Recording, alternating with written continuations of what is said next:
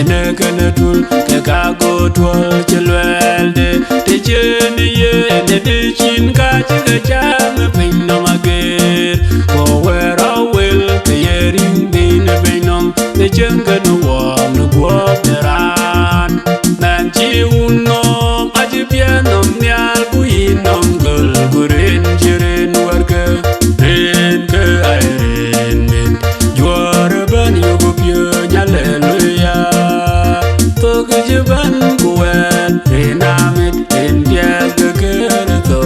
renamit den dia gegai dulwe renamit bagyu kudur yu kubandi yan mom duguru gai pinom kirju dachian wa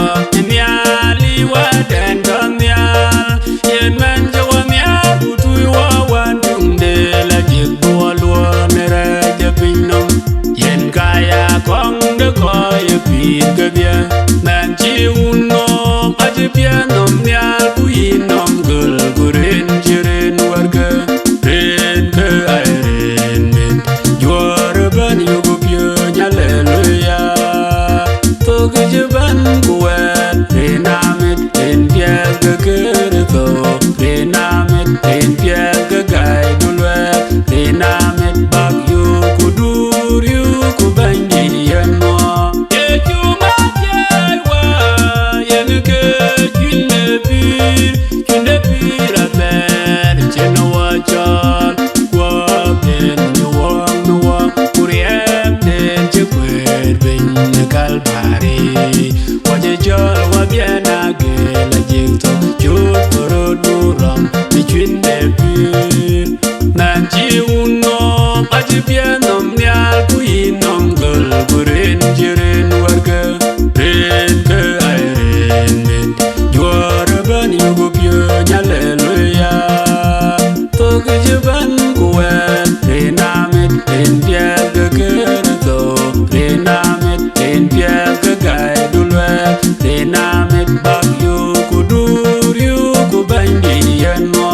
kai man wel yen ke